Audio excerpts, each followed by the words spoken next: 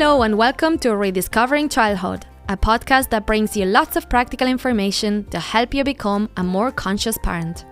This podcast is brought to you by Discovery Playtime, an Irish business that provides high-quality educational and sensory toys to help your children develop skills through play. Visit discoveryplaytime.ie or download the app to get inspired.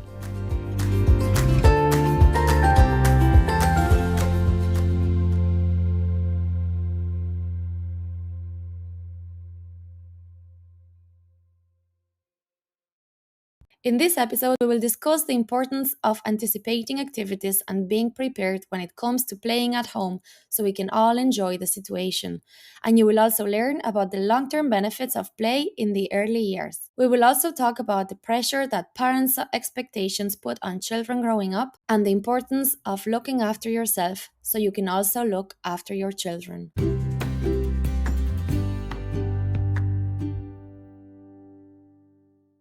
Welcome to another episode of Rediscovering Childhood. Today we're joined by Triona Gunning.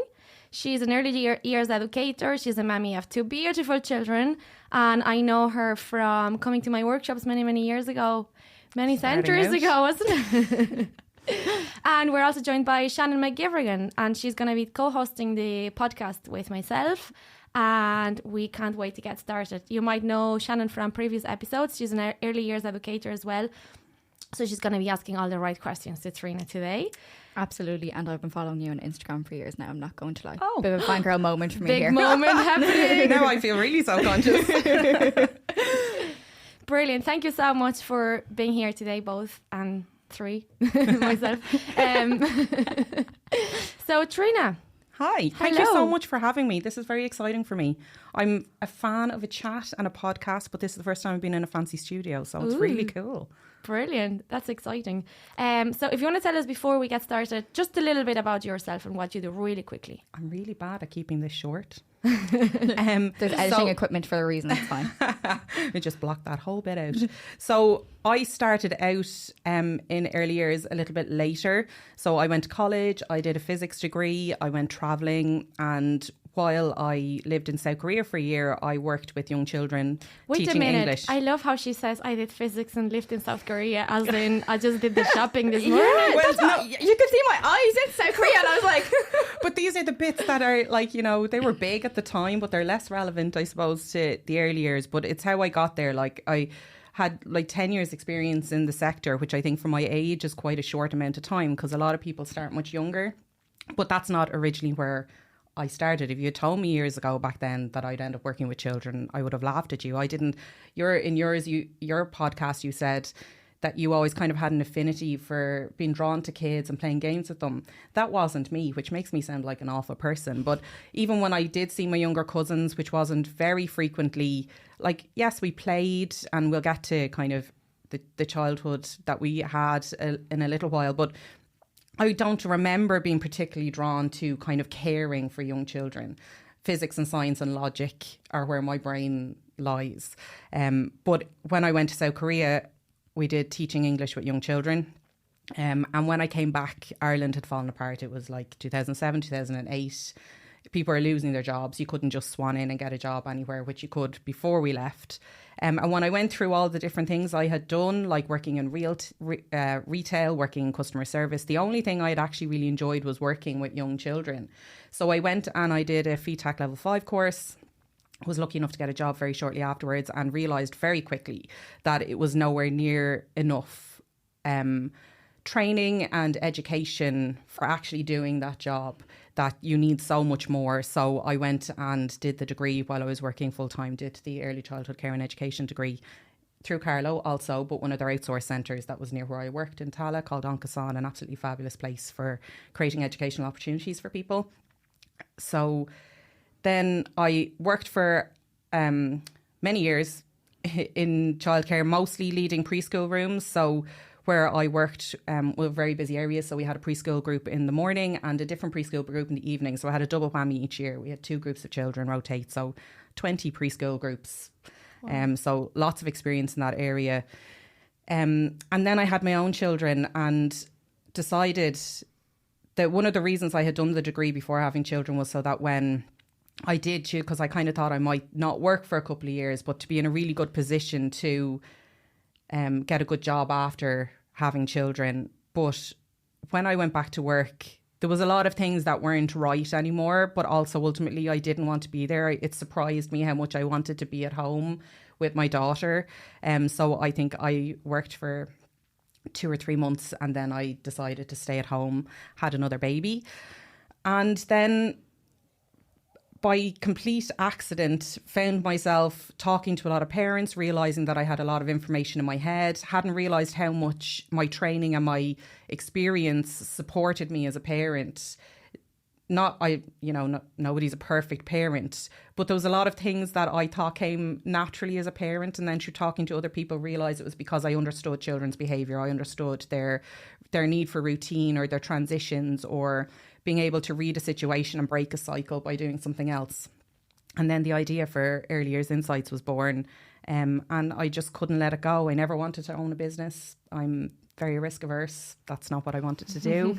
But I couldn't let go of the idea. And through the support of various people, including Maria, who, is one for running with an idea anyway, they just found that it was something that could work.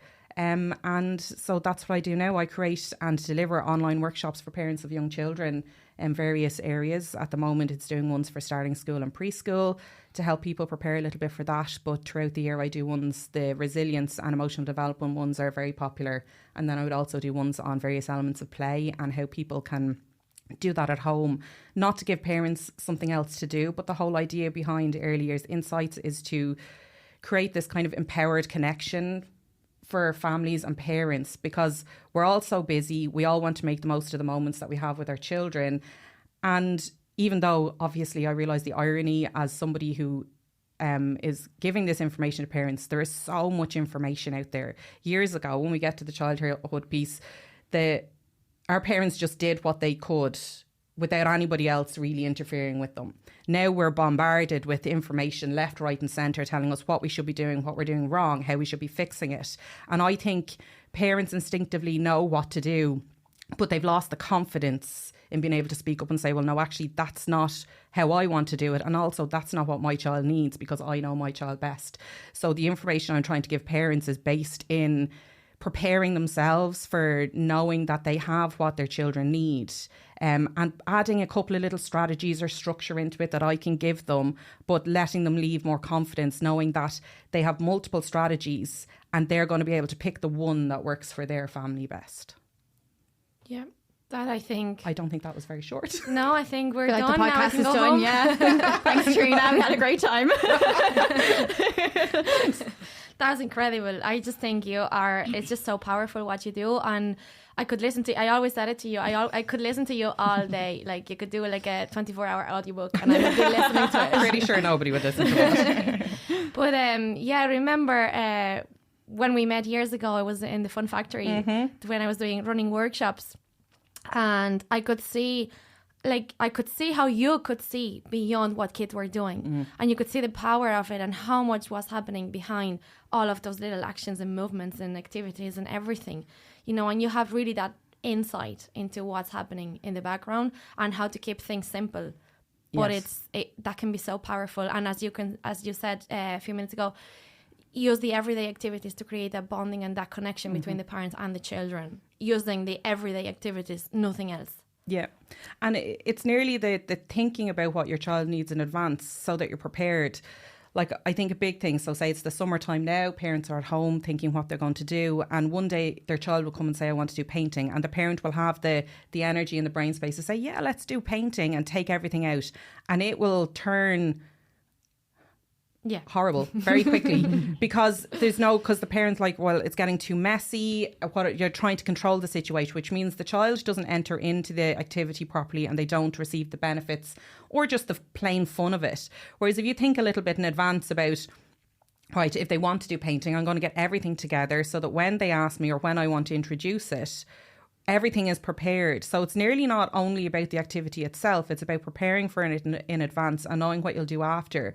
But when you give parents the information about why they should do this, it adds a little bit of motivation because, I mean, with the best will in the world, nobody wants to do painting every day There's or every no way week. you do messy play if you don't know the benefits No, of it. exactly. Why would you? Absolutely not. Mess up your house for no reason. No, I'm all right, thanks. And everybody has their limits, but I think if you know the multiple benefits, and it's always holistic. It's never just, right, well, if you give them messy play, they'll get a lot of fine motor control. There's a lot to do with the sensory element of it, the language development that can happen through it. Like, you guys know this, it's everything. And I think if you can kind of give parents that information, then they're more open to you saying, let them sit on a piece of paper in the garden covered in paint. But the problem is in its consistency. It's a long-term benefit. Yes. And because you don't see it, all you see right now immediately is the mess. And you don't like that. No one likes that. Yeah. So that's why you're like, it's not worth it. But it's the long-term benefit. Yeah. How creative these children, how resilient, how they're just not going to give up. They're going to be... just creative and have that imagination to think outside the box, to be confident, to be themselves, to know who they are, what they want. Exactly. It's just incredible. I think it's really interesting when you said there earlier about planning beforehand, because I think it's really easy to be like, oh yeah, sure, let's paint. And then they go to paint and they paint the table. So then you're running really quickly to go to get cloth to clean the table, and you don't get to sit and actually be part of the activity, to actually like that, have the communication and the relationship building with your child there. Whereas if you plan a bit more ahead, put down a few newspapers so that your table isn't going to get dirty, and then you get to sit and you get to enjoy maybe even painting with your child and just kind of seeing how it goes and seeing how the activity flows and how you can create that conversation with your child as well. It's incredible to see it. Definitely. But the preparation as well, because I recognise the biggest, not arguments that you would have with your child was when they're like, can we do this? And I was like, okay, give me 10 minutes if I haven't been prepared to get everything together. Because again, I know once everything is together, it'll go much better. Those 10 minutes are the most stressful. Because they're trying to pull down everything with you, or they're constantly, because they can't wait 10 minutes. They want to do that right now. And then by the time you've gotten through that, everybody's so stressed that activity is pointless. So the preparation comes in multiple different ways. And the other thing I would say is, joining in with them is brilliant. But I would always encourage parents as well that if they don't have the headspace to do that, to use that time to have a cup of coffee, or as long as they can, if they need to supervise their child, that's fine. I'm a big fan of, since I've kind of changed more from the early years to the parent support, I'm a big fan of not guilting parents who don't want to interact with their children every single minute of every day, because it's impossible to be able to do that. So to say, look, if you know and your child... it's not good. Even if you could, it's not good for the children. Well, no, it's not. Yeah. But even if you wanted to sit down or do something with your child, you have to be in the right headspace for that. And you're not going to be in that headspace if you haven't taken the time for yourself, and to use activities for that time as well, if you can. Yeah. Great. I'd like to go back, as much as you're probably going to hate me, about your studying physics. Oh. And moving to South Korea. Okay. Because the whole reason I'm hosting this podcast is to show parents how important childhood is and the impact that childhood has on adulthood. Mm-hmm. So I'd like to know a little bit, if you'd like to share with us a little bit about your childhood and how you think it impacted and how it has affected your choices as an adult. I think, as much as you can sum up a childhood, mine was pretty wonderful. My parents created quite a happy, carefree situation for us. And like the majority of families who kind of, I suppose, went through the 80s, that wasn't an easy thing to do. It was a difficult time for families. And I think when you look at your childhood through layers of perspective as you get older, you've more an appreciation for that. So obviously when we were kids, we knew no better. Everything was just fun and easy. Children, I think it's so weird, like it's only one generation, but what my children have compared to what we have, like, is miles different. We didn't have a room full of toys. We didn't go to summer camps. We didn't do any of that. We were thrown around friends and neighbours for sleepovers. My mum minded children at home. So I know years later, she said she always felt real guilty that she couldn't do stuff with us in the summer. My summers, I remember, is the best time of my life because we got to go and stay in other people's houses. It's the age-old thing, isn't it? Like, parents will feel guilty about no one matter thing, what, and it'll be the best thing that the child will have experienced. So obviously, as I grew older, I had an appreciation for how much hard work that was for my parents to create that. And then when you become a parent yourself, it blows your mind even more. I was 33 when I had my first baby, when Quiva was born. My mum was 20 when I was born. And I can remember for that first year going, how did she do that? Like, I couldn't imagine being a 20-year-old with a tiny little baby. So I think my childhood was amazing. I knew that was going to get me. But the other thing that was brilliant about my childhood was the various things I was exposed to. So my dad grew up in Navan, so big town in Meath. And when we went to visit his family, we were exposed to kind of town life, which is completely different. I grew up in kind of suburbs in Dublin, in an area that had a lot of social issues. So for the most part, my parents were trying to protect us from those. And because of their backgrounds, they were able to do so really well. So we would have spent a bit of time in Navan, not too much, but my mum grew up in a farm in Kildare, and we spent an awful lot of time on the farm because that's where our family were. And obviously, you know, they were trying to create that separation between, which I now recognise, I didn't know at the time that's what they were doing, a separation to create, you know, just a different awareness of the world and what there was. You both mentioned in your episodes about outdoor life and outdoor. Obviously, a farm isn't a playground, and preface all this by saying by no means were we ever unsafe on the farm. But playing and growing up on the farm is my main memories of childhood. Like when it was raining, playing in the shed that had all the haystacks in it, climbing up them and sliding down them, you know, playing in the hayfield before the hay was cut, going around helping to feed the calves, seeing calves born, you know, seeing when that wasn't going so well and, you know, they had to call the vet out and have interventions. That was all natural life to me. And the really good thing about it is that my children now get to see that a little bit. Both my grandmothers are still alive, still very well, and both still live in those places. So the kids get to go to Navan and see my grandmother up there, and the kids get to go out on the farm, which they love, and see that. Obviously, they won't have as in-depth of knowledge as I did, but it's nice exposure for them at the same time. The other thing I would probably say about my parents that's had an impact on my adulthood is there was never any pressure to do any specific thing. So my parents obviously were very eager for us to get a good education. So we went to the local primary school, but we went to secondary school outside of our area again to kind of create separation, new groups of friends, all that kind of thing. But it was always, they were very eager for us to, you know, go to college if that's what we wanted to do, but never had an opinion on what we should do on this kind of, right, well, you know, we want you to have the safety of this job, so therefore you have to do this course. So when I came home and told them that I wanted to do a physics with astrophysics degree, they kind of looked at me sideways and kind of went, all right, we've no idea what that means, but off you go and do that. And I think that kind of attitude has stood to me really well, because it meant that I never had to make a choice based on other people's expectations or the kind of the obligation to, you know, please somebody or, you know, provide something for whatever the family and that kind of thing. So I think that's probably one of the biggest things they did, was always that kind of that freedom to go off. I remember when I told them that I never knew what I wanted to do. I was never one of those people. Like, I had friends who wanted to be teachers, and I had friends who wanted to go into the medical profession and all this. I was just, I didn't know what I wanted to do. All I knew was that I love science, and I had an awareness that if I was ever going to succeed at a degree, I had to start something that I would enjoy enough to finish. And that's why I chose the physics with astrophysics. It fascinated me. But I never knew what I actually wanted to do, except for go travelling. I wanted to do extensive travelling, go around the world. At the time, I wanted to go backpacking. And like all classic stories, I met a boy oh no, who I don't think ever had any kind of plans to ever go travelling.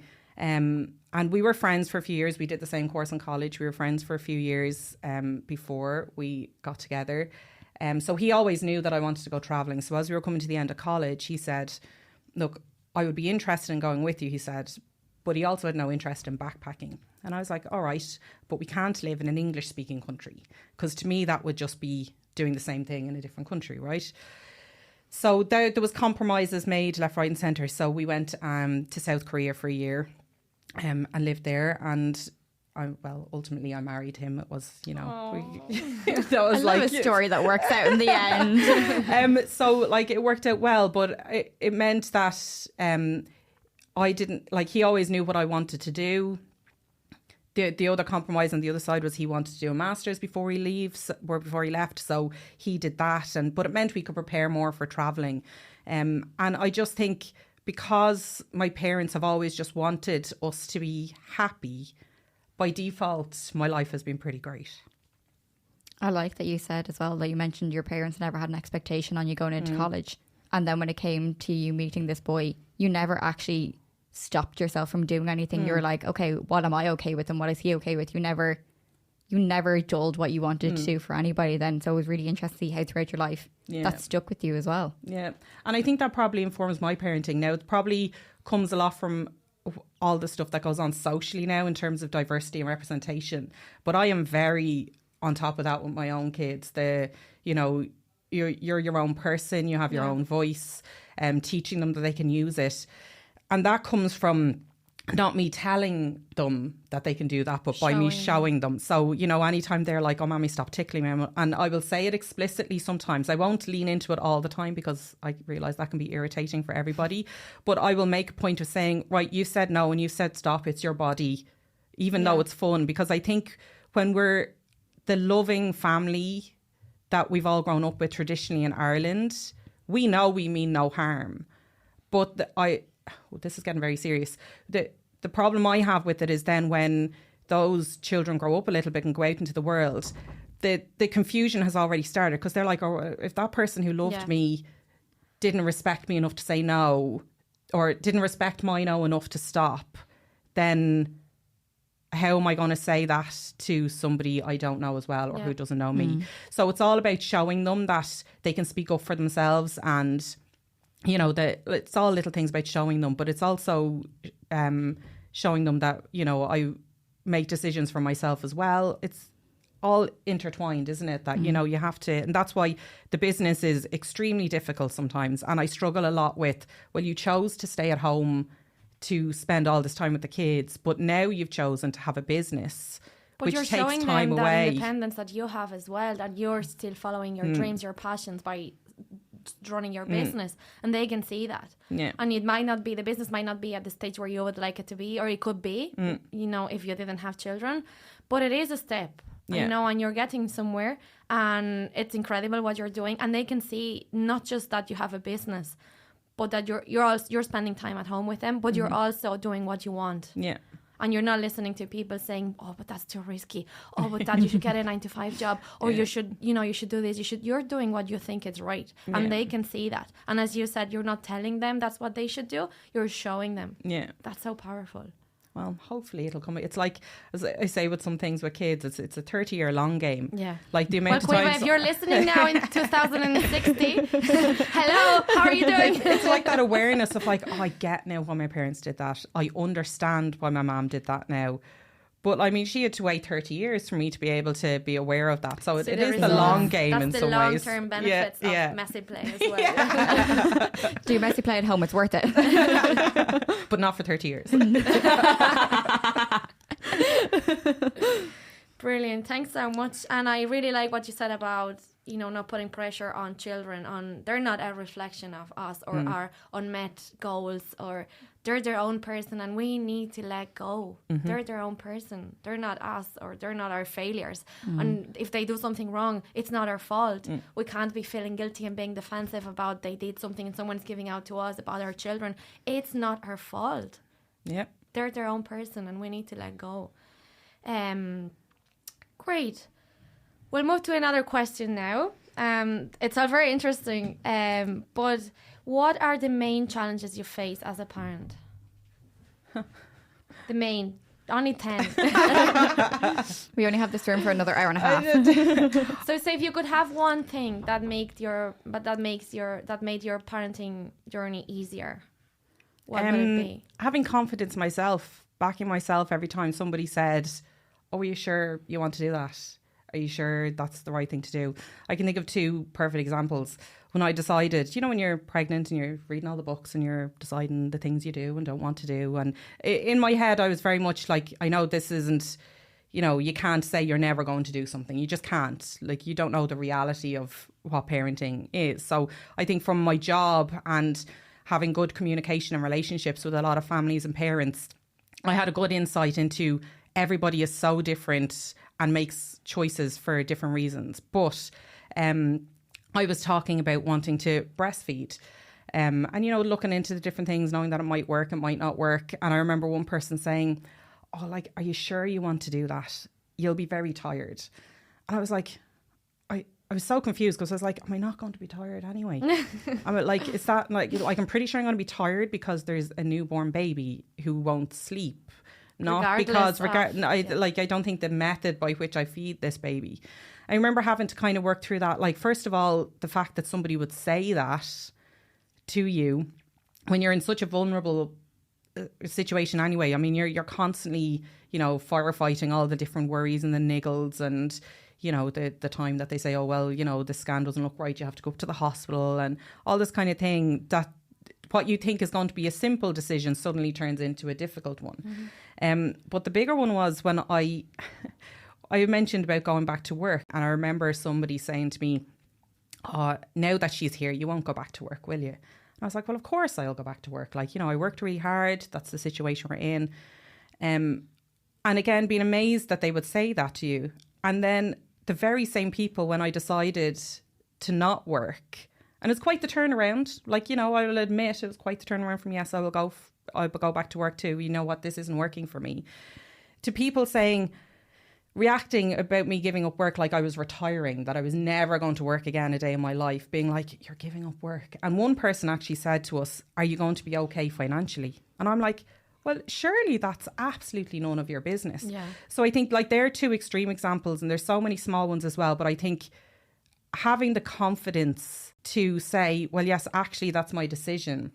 You do have to have a little bit of a thick skin. Yeah. We shouldn't have to. People shouldn't be saying those things out loud to us anyway. I think it's down to their own insecurities, though. It could be. Maybe they want to just give up work, and by reflecting that on you, on your choices, they're kind of finding the answers that they need. Yeah. But it's down to their own insecurities. And maybe they just needed somebody else to be like, yeah, I'm financially okay, for them to be like, okay, maybe I can be financially okay. Yeah. Like, just like sometimes you need reassurance from somebody else, but you're afraid to ask for it. It's obviously not the right way. Yeah. But I just don't think, like, there's a lot like in the world that's wrong with judgment. Yeah. And I think in some ways we're getting better with it. There's a lot more people being vocal about, you shouldn't say things like, we're specifically talking about, I suppose, mothers and new parents, that especially when they're in that vulnerable time, to not be putting all these worries into their head as well. I think we all have a natural tendency to judge, and it's very hard, especially when we lived in a society, because I don't think it's bad now, where, that was an okay conversation to have. Oh, would you look at what she's wearing? I would never wear it. All those little things.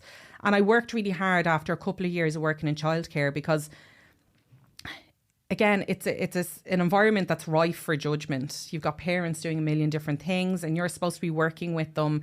And I learned very quickly that I just had to let all that go. And I worked really hard to knock that out of myself, to the point where I would nearly have arguments with colleagues. They'd make an off the cuff remark, go, you think, I know they were finished work at 4:00 and they didn't collect their child till 6. You think they'd come and collect them early and spend a bit of time with them? And I'd be like, you can't say that. You don't know what that parent has to do in those 2 hours, even if it's go to bed.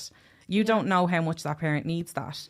And then when I became a parent and you experience it yourself, you're just like, really, I think I managed to, through all that knowledge of working in childcare, have a little bit of my brain prepared for being in the position of being judged, that I was able to have that confidence to back myself. It also comes from my parents, who'd be like, you don't need to pay attention to them. And because of their like kind of unconditional support, never questioning anything that we did, that probably helped a lot as well. It's a bit worrisome that we have this innate desire to judge people, that even you saying that you had to be prepared as a mother to go in and be prepared that you're like, okay, I'm going to be judged, but I'm just going to have my thick skin and knock it off. Like, But it not just makes right. you feel better when you're judging No. others. It's like you make your choices right because I did the right choice thing and you didn't. Yeah. Yeah. By telling you that you didn't, that makes my choice right. Well, yeah. You know, and that's again back to insecurities. Yeah. Instead of comparing, you'd like to make yourself come out better Yeah. instead of making the other person seem like Yeah. a better choice. So it's just when someone gives you advice, and I'm now, using my hands To the camera, please. Yeah, quotations. quotations. When someone gives you advice, just think that's their insecurity. It doesn't mean I should do that. It doesn't mean they know better than me. They're not sure what they should do, and they're trying to find that information from me. That might give you that extra confidence. It's just getting that idea in front of the people who need it at that moment. Yes. No. Yeah. You know, parents, mothers, especially when they're vulnerable, because they're not going to think that. They're already tired. They're already catastrophizing. Somebody Yeah. says something and it And when you're completely- doing something for the first time, like a baby, you're raising a baby, and you're not sure because we're not sure Yeah. what we're doing. We're trying our best, and someone tells you something, you'll be like, "Oh, she's probably right. I should do that." Yeah. It makes you doubt yourself so Yeah, quickly. and it's not because they're not there. That's not their child. It's yours, and only you know best.